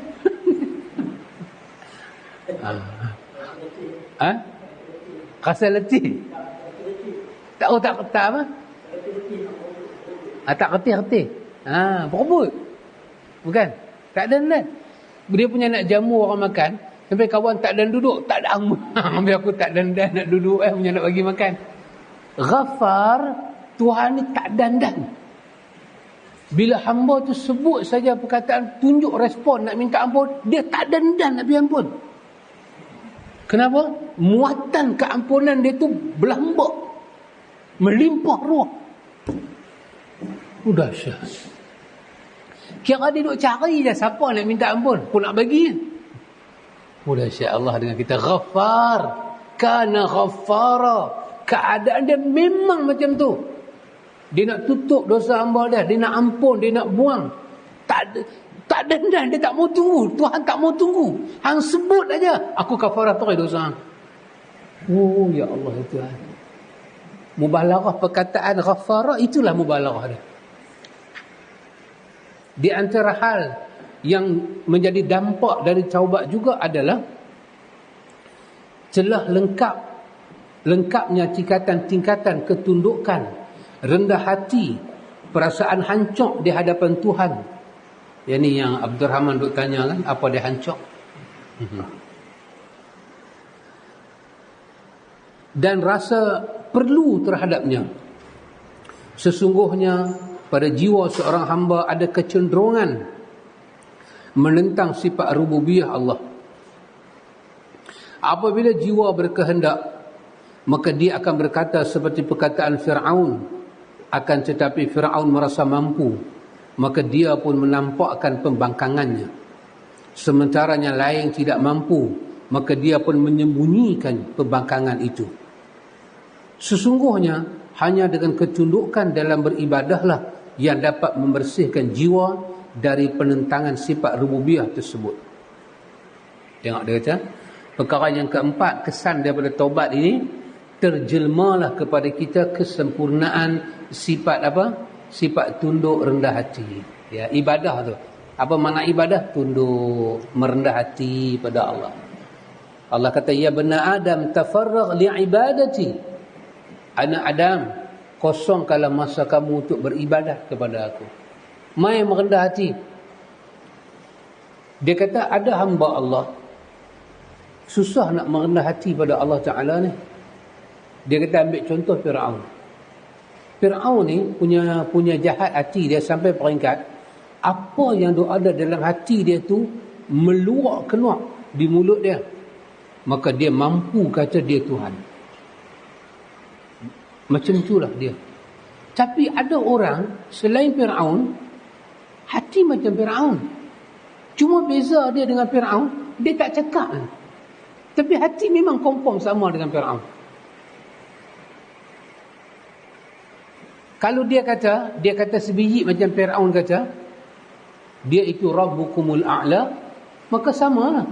Tapi yang buat tak samanya ialah dia tak berkeluar. Dia tak berkeluar benda tu kekal dalam hati dia. Maka orang ni tak tunduk pada Tuhan. Dia tak tunduk pada Tuhan. Maka sahabat Ramli tengok berapa banyak hati-hati Fir'aun di akhir zaman. Walaupun dia bukan Fir'aun. Maksudnya hati tu kotor, tak bersih. Tak rasa penjagaan Tuhan, kemampuan Tuhan, keesaan Tuhan, benarnya janji Tuhan. Kan? Subhanallah. Ini apa ceritanya menarik. Sebab turun surah Ar-Ra'du. Pasal Fir'aun ni. Allah cerita apa? Dalam surah Ar-Ra'du itu, yusabbihu ar-ra'du. Guru apa? Bertasbih kan? Guru bertasbih itu. Kenapa terjadi hal itu? Sebab Nabi Qurtubi cerita, Nabi mengutuskan seorang sahabat pergi ke satu kabilah berdakwah, kan? Bertanya, bukan soalan ditanya Tuhan daripada apa, emas ke perak ke tembaga ke? Tuhan kami daripada emas. Adakah Tuhan Muhammad daripada nuhas, daripada tembaga? Maka Nabi bacakan qul huwallahu ahad Allahu samad. Sampai peringkat dia marah kat Nabi, dia nak ludah Nabi. Maka dia buat macam-macam makar kepada Tuhan. Maka Allah Ta'ala bawa satu awan mai kat dia. Allah bercerita macam mana awan tu bawa petir, guruh, bung. Petir tu bung pergi ke umun-umun kepala dia. Bila dia mati, Nabi kata kepada sahabat, telah matilah seorang Fir'aun daripada umat ini. Nabi panggil dia Fir'aun. Ini riwayat dalam Qurtubi. Kenapa? Sebab surah apa? Ar-Ra'lu itu turun. Telah matilah seorang Fir'aun daripada umat ini. Maka di situlah ulama tafsir kata, perkataan Fir'aun tu kita boleh panggil kepada orang-orang yang ada hati macam tu. Orang hati yang macam mana? Yang menolak, penulis kata, rububiyah Tuhan. Sifat Rabb. Bukan Tuhan bagi rezeki kat aku. Kita pergi jumpa bomo sampai jelen lidah sampai sini. Jelen. Tapi macam mana dia jelen lidah balik? Dia nak berubat, dia minta darah. Tapi dia tak mengaku dia Tuhan. Dia tak mengaku. Dia tak mengaku dia Tuhan. Masih ada dia punya batas ni. Tapi kalau sampai mengaku Tuhan, bermakna itulah hati Fir'aun. Dan kita hadap belajar ni, kita kena semaklah diri kita. Hati kita ni hati apa? Na'udzubillah. Tazkiyah demi tazkiyah. Maka penulis kata, tengok, tingkatan-tingkatan ketundukan kepada Tuhan ni ada 4 jenis. Tingkatan tunduk pada Allah Ta'ala ni ada 4 jenis. Ini kita tengok besok ah. Tengok besok ah. InsyaAllah. Besok kita tengok dengan Ustaz Nan. Alhamdulillah, Ustaz Nan. InsyaAllah. Wallahu ta'ala a'lam. Memang ada soalan, memang? Keponakan? Ada soalan?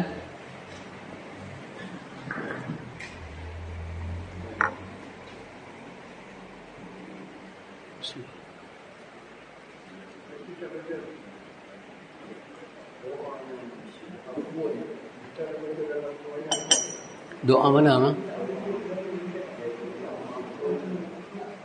Allahumma innaka afuun. Main-main boleh baca?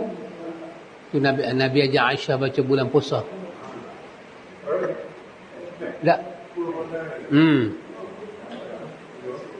Dah boleh baca? Kita boleh ulang? Keponakan? Ada soalan? Tutup aib. Tutup aib. Cara Tuhan aib ni ada aib di dunia, ada aib di akhirat kan. Ada juga aib Tuhan buka di dunia. Betul kan? Tapi bila kita bertobat, Tuhan akan tutup balik aib. Macam mana? Orang akan terima kita macam kita tak pernah buat salah. Di dunia lagi. Itu tak dapat melainkan dengan tobat saja. Kalau ada orang tak tobat, aib dia dibuka di dunia, lepas tu dia tak tobat, ada orang terima dia? Tak. Sebenarnya orang duk ingat salah dia dalam hati. Orang cuma tak mau cakap. Satu hari orang akan cakap. Taubat saja boleh menyebabkan orang lupa dia pernah buat salah. Tuhan tutup lagi. Ini nama dia fursatut tsaniyah. Peluang kedua Tuhan bagi dengan taubat. Oh, dahsyat. Akhirat lagi besar. Maka kita janganlah pergi buka aib orang yang bertobat. Kan ada 4 hak kita kan bila orang tu bertobat kan. Salah satunya apa dia? Kita bimbing dia, jangan duk tanya dia. Jangan duk ingat kesalahan dia. Tapi dengan syarat dia tobat. Ada orang masuk Islam, jangan duk tanya. Tapi zaman dia dah berlalu dah. Ya. Luar tajuk.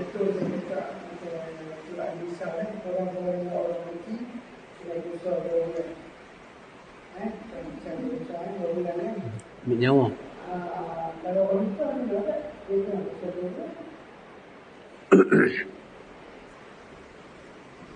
Allah Ta'ala maha mengetahui. Dalam masalah wanita puasa 2 bulan ni, ada pandangan ulama yang tak sama. Tapi mesti ada. Salah satunya pandangan ulama menyatakan bahawa perempuan bila masa dia cuti, yang tu tak dikira. Tak dikira putus dia punya tabi' muta'ammidan mutatabi'in. Urutan itu tak putus. Cuma bacaan cuma hukum lagu tu tak dipakai dalam mazhab Syafi'i saja. Tapi ada ulama kata dalam majmu' pun ada Nawawi sebut wanita boleh puasa 2 bulan. Puasa. Lebih sambung. Kenapa? Kerana itu syar'i. Itu ma'zur yang syar'i, ma'zurah syar'iyah. Keuzuran itu syarak. Beza laki-laki dia tak ada syarak, dia tak ada uzur syarak. Maka kita tak boleh kira lah 2 bulan dia itu apa macam laki-laki. 2 bulan, 7 hari dia berhenti. Dia dah puasa 10 hari. 7 hari berhenti. Lepas tu dia sambung balik kira sebulan. Cuma mazhab Syafi'i saja tak pakai kiraan tu. Bukan bermakna tak ada. Ada kiraan tu. Maka mazhab Syafi'i kata atas zimah dia lah. Suami dia lah kena puasa. Suami mesti tak puas hati, yang langgar aku pula kena puasa. Suami zimah. Kalau dia tak kahwin bapak dia tak kesian kat orang tua tu. Jadi mestilah ada satu rukhsah, maka dia boleh puasa. Saya kira pandangan itu pandangannya agak munasabah. Boleh tak nak? Boleh tak nak? Ya boleh. Baby, laki bini jangan tembak. Jadi daripada yang ikut program kita dia kata masa dia ikut live masuk waktu yang tanya ni wanita masuk waktu, jadi dia tak pergi jemaah ke surau. Macam mana dengan kedudukan dia? Ya, wallahu ta'ala alam. Allah maha mengetahui kepada sahabat wanita yang salihah ini yang bertanya. Oh, Cikgu Syarifah, Allahu Akbar, Syarifatun Salihatun. Cikgu, kita mengikuti live, kita ada, terutama soalan dia akan daripada wanita, maka tidak ada hukum apa-apa. Sebab wanita pun daripada hukum asal, dia lebih digalakkan berada di rumah dia. Maka tak ada lah nak kata dia kehilangan apa, ganjaran ke apa, tidak. Bahkan dia duduk, dia dengar kuliah, sekali dia semayang, dia tetap mendapat ganjaran yang sama di sisi Allah. Tak perlu didukacitakan. Kerana basirah, ilmu yang kita bincangkan tadi, dia boleh cover kehilangan. Itu saja. Wallahu a'lam. Tak payah bimbang apa-apa. InsyaAllah. Sama juga kalau kita pergi keluar mengundi tadi, kita tersalah pilih parti. Tak ada apa-apa. Itu ijtihad kita. Betul ijtihad 2 pahala. Salah ijtihad 1 pahala, tak berdosa pun. Tak berdosa. Ini kisah agak rumit. Kena jawab lah. Kalau tak pi pun agak rumit. Kan? Pada ijtihad saya tak pi pun tak apa. Kalau sekiranya tempat kita tu, kita tengok semua yang bertanding kita tak berjaya. Masalahnya adalah satu tempat kita tengok semua bertanding kafirun. Satu kafirun, kedua pula kafirun yang tak berapa elok. Tingkah laku tak elok, itu tak elok, ini tak elok, maka kita ijtihad tak mau pergi. Tapi kalau orang kafir akhlak dia baik, dia punya kesantunan dia bagus, maka tak apalah, kita ijtihad lah. Maka saya pun tidak mencela orang yang tak pergi. Mungkin dia ijtihad, dia istiqarah. Saya ada tengok satu ini, ya, dikatakan adab-adab keluar mengundi. Ada berdasarkan perkataan dia, Islam mengatur ada adab pergi mengundi. Islam atur macam mana adab nak mengundi kan. Saya fikir yang disusun tu semuanya kepala otak. Salah satu yang dia sebut apa dia, kita sebelum nak pergi mengundi ni, kita kena istikharah dulu. Istikharah. Baik, sahabat, bagi orang yang ada ainul basirah, dia ada pandangan hati dia, istikharah tak dibuat untuk benda yang macam ni. Ada satu lagu, di kanan madu, Di kiri racun. Di tangan kananmu madu, di kiri tanganmu racun. Aku tak tahu mananya aku nak beri padamu. Dia pegang racun belah kiri, Udin. Dia pegang madu belah kanan, kan? Dia tak tahu nak bagi mana. Perlukah dia istikharah? Dia berdoa, perlukah dia istikharah? Tak perlulah nak istikharah. Sebab istikharah ni kalau dua-dua madu, maknanya dua-dua benda baik. Satu racun, satu madu. Penin apa? Sampai lagu tu kan manusia jadi. Nak pergi mengundi kena istikharah. Jangan babitkan istikharah. Kenapa? Kita nak undi ni, kita tengok satu parti mana kita nak pergi. Kan? Saya kata macam ni, kalaulah yang bertanding tu dalam Malaysia ni, yang bertanding tu orang panggil siapa? Erdogan tu. Dia main bertanding parlimen. Masa tu baru kita istikharah. Pasal apa? Dia ni orang baik, sebelah dia pun orang baik. Macam mana kita nak pilih? Tapi kalau yang bertanding ni, orang bertanding ni ada kes sana, ada kes sini, kita nak buat istikharah apa? Yang ustaz-ustaz yang duk kata apa, inilah apa, Islam ajak kita pergi mengundi ni, dia pun tak cerdik minta racun. Ajak manusia istikharah bab yang tak perlu istikharah. Nabi kata apa pada perempuan itu? Nabi kata, bila datang kepada kamu satu orang, yang mana? Yang kamu redha akhlak dia, kamu redha agama dia, Nabi kata pilihlah dia. Tapi kalau mai dua-dua kamu redha agamanya, redha akhlaknya, maka istikharahlah. Tengok nilai istikharah tu di mana? Dua-dua benda baik. Dua-dua benda baik. Maka apa dia? Allahumma inni astakhiruka. Ya Allah, aku minta kau tolong pilih dua-dua kebaikan ni, manakah yang aqibatul amri, khairun aqibatul amri, yang mana yang baik untuk kesudahan aku. Tapi dua-dua baik. Takkan? Kan? Macam ada satu perempuan meminang. Saya pun meminang dia, Mama pun meminang dia. Agak-agak dia kena istikharah tak Mama? Tak payah. Dah. Dia tak payah istikharah, dia terus pilih Mama. Tak payah istikharah. Kalau dia istikharah, dia memang mangkak. Isnin Khamis puasa.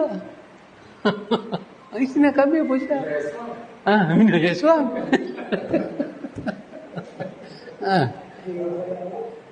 Betul tak Mama? Ada satu perempuan, kan? Abeli pun pinang dia, Ustaz Nan pun pinang dia. Contoh sajalah, contoh saja. Ini contoh saja. Terus dia tengok sana contoh. Kena istikharah tak? Pakcik Burhan kena istikharah tak? Abeli pun pinang dia, Ustaz Nan pun pinang dia. Dia kena istikharah tak? Mama. Tadi Mama pinang dia, saya pinang dia. Dia perlu istikharah tak? Tak perlu. Terus pilih Mama. Dia pilih saya, dia putar perut. Tapi ni yang pinang dia Abeli. Ini pun contoh. Ini pun contoh. Ustaz Nan. Maka dia kena istikharah. Pasal apa? Dua-dua bagus. Satu ada firasat, satu ada ainul basirah. Dua-dua bagus.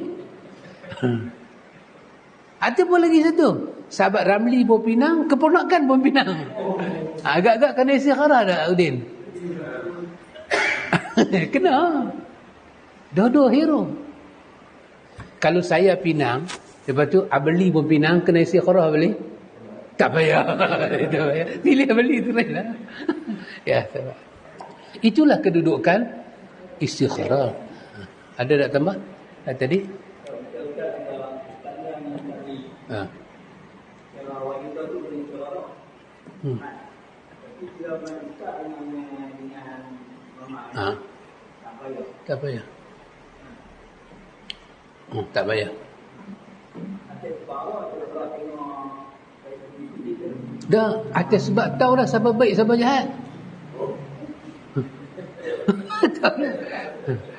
Mamang, dia tak masuk 16 orang yang diharamkan dalam Pulau Pinang. Tak masuk. Saya masuk. Diharamkan jahat lah. Kalau perempuan tu pun tak kenal. Ha? Kalau perempuan tu yang tak punya pun, punya mama tak kenal. Tapi kenal dia pun. Perempuan tu dia tak kenal kita. Memang bawa perempuan tak kenal. Ya. Itu pernah dia buat. Dia tengok wajah pun dia tahu siapa lagi. Alah, Heru tanya Tok Kong. Alah, berebut.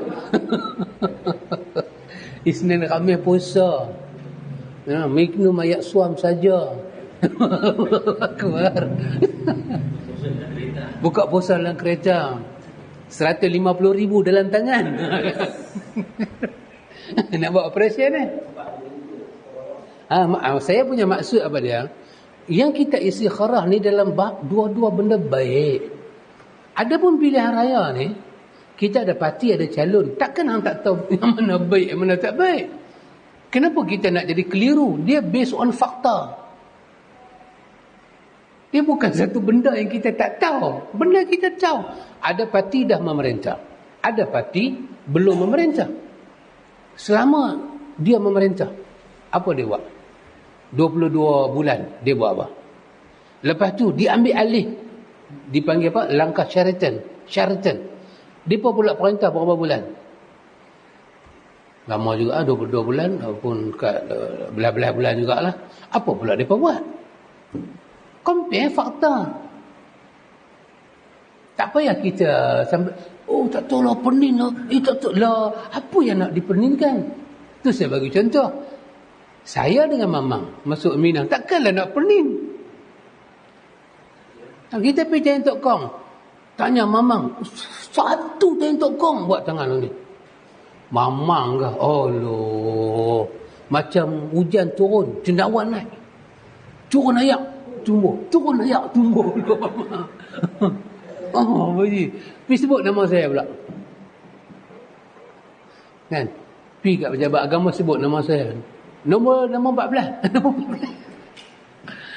Kita ada rekod buruk. Kita diharamkan mengajar. Ni orang jahat lah. Orang baik orang tak haram mengajar. Orang ahlan jadi itulah maksud saya. Istikharah tu ada. Jadi ada ustaz. Dia macam duk main psikologi orang. Psikologi orang semayang duha jangan tinggal. Benda tu tak ada pilihan raya pun duha. Ada ayat lain nak kena baca apa? Izramaita walakin Allah harama. Bukan kita yang lempang, Allah yang melempangkan. Apa ni? Apa jadi sampai tahu tu? Ada musim pula membodohkan orang. Kita tak buat hajat, kita buat tahajud. Sebab riwayat semai hajat ni tidak sahih. Kita bangkit malam kita tahajud. Kita minta kepada Allah. Dan tahajud tu kita buat selalu permohonan kita kepada Allah. Dia bukan sembahyang Yasin. Mari kita peruntukkan, ya Allah, bagi keteguhan aku dalam memilih. Sebab aku duk tengok fakta-fakta ni semua kan. Itu saja. Tak perlu lah nak kena istikharah asin.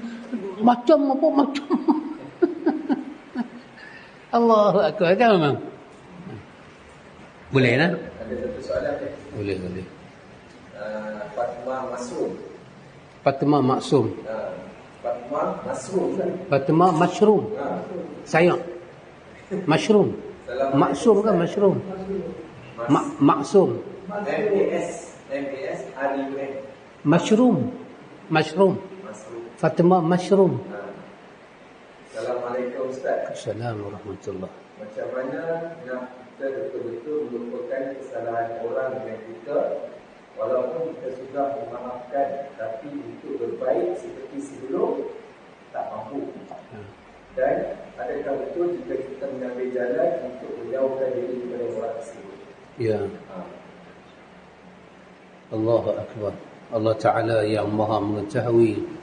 Soalan ni walaupun dia singkat, tapi dia rumit.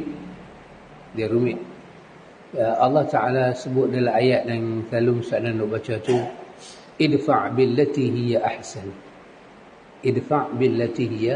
ahsan. Jadi Allah Ta'ala kata tolaklah kejahatan orang itu dengan akhlak yang cukup baik. Cukup baik. Macam mana? Tengok macam Nabi ya. Macam Nabi sendirilah. Tolaklah dengan yang cukup baik. Fa'izal lazi bainaka wa bainahu adawatun ka'annahu waliyun hamim. Adawah, permusuhan antara kita dengan dia, kau dengan orang itu, Tuhan akan tukar menjadi waliyun hamim, macam mana sahabatnya rapat. Tapi macam mana? Idfa' billati hiya ahsan. Allah kata idfa', tolak dia, buang dia kejahatan kawan tu dengan akhlak yang baik. Jadi salah satu akhlak yang baik ni apa? Tak usah ingat kesalahan orang. Itu Ustaz Nan duk ulang kan?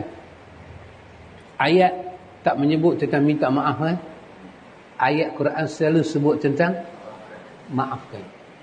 Wal 'afina 'anil nas. Lepas tu ujung tu Tuhan kata apa?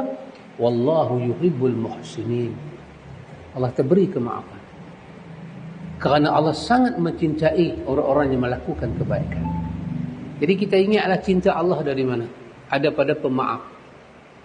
Mungkin ada dalam memori kita ni benda-benda yang kita tak boleh lupa. Itu memang tak dapat dinafikanlah manusia. Nabi sendiri ada beberapa keadaan kan Nabi sampai sudah Nabi tak tengok dah muka Abdullah bin Ubay ni. Daripada tragedi dia buat pada Aisyah tu, sampai sudah Nabi tak tengok muka dia. Tapi tak mau. Tapi bila orang kata dia sakit, Nabi pergi ziarah. Bila kata dia mati, Nabi pergi. Tapi nak bertentangan macam ni, Nabi tak mampu tengok muka dia. Kerana apa yang dia buat ke Aisyah tu terlalu berat. Sampai rumah Nabi tu jadi goyah. Tapi Allah masih tetap puji Nabi. Wa innaka la'ala khuluqin azim. Hakul adami. Iaitu hak-hak kemanusiaan bagi kat dia. Tanpa kita halang hak dia. Kalau dia adik-beradik kita, kenduri kenara, kita tetap jemput dia. Cuma kita tak rapat sangat dengan dia, itu boleh, bukan tak boleh. Tetapi jangan diperamkan. Marah tu diperam menjadi sebuah dendam. Nanti hidayah tak masuklah hati kita. Ghil, Quran kata, la taj'al fi qulubina ghillan lillazina amanu rabbana innaka raufur rahim. Apa dia ghil? Dendam, marah yang diperam, tak puas hati tu disimpan lama sampai dia bertukar menjadi ghil. Rupanya dia penyakit. La taj'al fi qulubina ghillan. Jadi ulang doa ni, ayat 10 surah Al-Hasyr, minta kepada Allah. Kita belajar dalam sirah apa yang Nabi buat. Syekhul Islam Ibn Taymiyah kata apa? Hampa musuh-musuh aku ni boleh buat apa saja kat aku, tapi dia tak boleh menghilangkan syurga di hati aku. Siapa-siapa yang tak rasa syurga di hati dia, kemungkinan besar dia tak akan masuk syurga yang hakiki. Syurga tu ada di hati. Jadi kita pun buat lagu tu.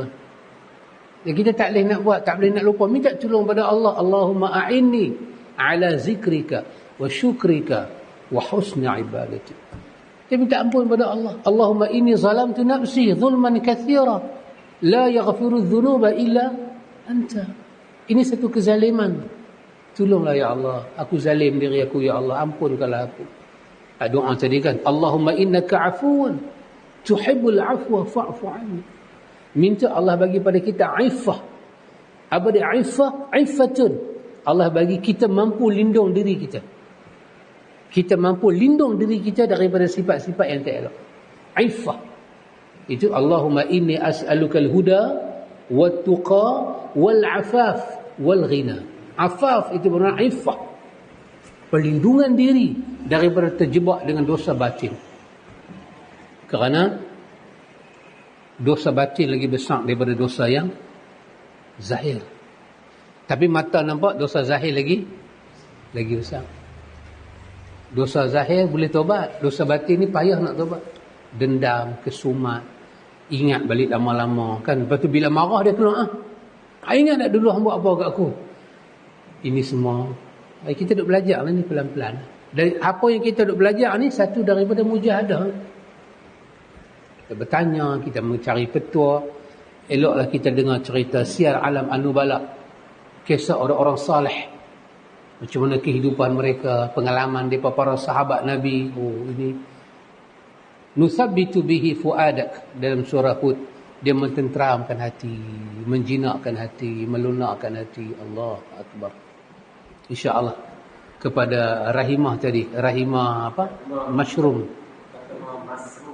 Fatimah Mashroom. Semoga Allah memudahkan hati Fatimah Mashroom untuk mendapat sebuah kemaafan. InsyaAllah. Dan kita semua akan mendapat benda yang sama. Macam hati keponakan, hati mamang, hati pakcik kita, hati Udin, hati sahabat kita, sahabat Ramli, hati Abali, hati pakcik Bahrum, hati Ustaz Nan dan isterinya. Allahu Akbar. Hati besar tau. Hati suami yang redha dengan isteri. Suami menyaksikan isteri adalah orang baik. Allahu Akbar. Suami macam ni menjadi rebutan tu. Nanti pakai 3 stocking ke 2 stocking sejuk.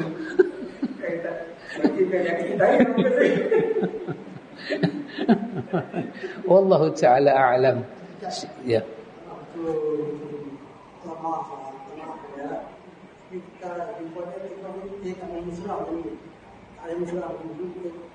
Ya. Ya, sebenarnya Allah Ta'ala yang maha mengetahui. Secara fitrahnya tak salah. Tetapi secara peningkatan kedudukan dalam martabat hati, itu tak baik. Secara fitrah tak salah. Pasal kita dizalimi.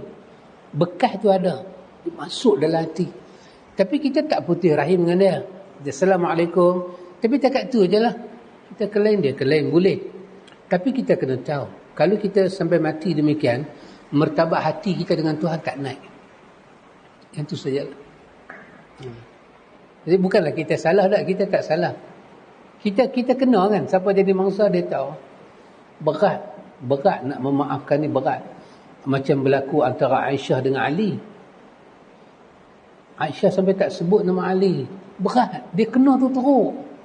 Amat teruk. Sampai orang kata, ya Rasulullah, perempuan baik ni bukan Aisyah seorang. Hang takut ke kalau hang cerai dia, tak ada lagi perempuan baik? Aisyah dengar tu seolah-olah macam dia ni buat salah semua. Kamu hamba kata kat Nabi lagu tu pasal aku.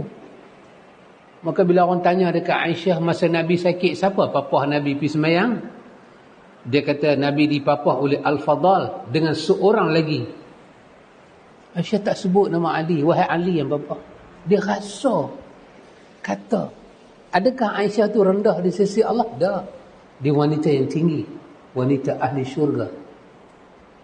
Allah menyebut dalam surah apa? Dalam surah Al-Ahzab, Allah membersihkan ahlul bait daripada rijsun,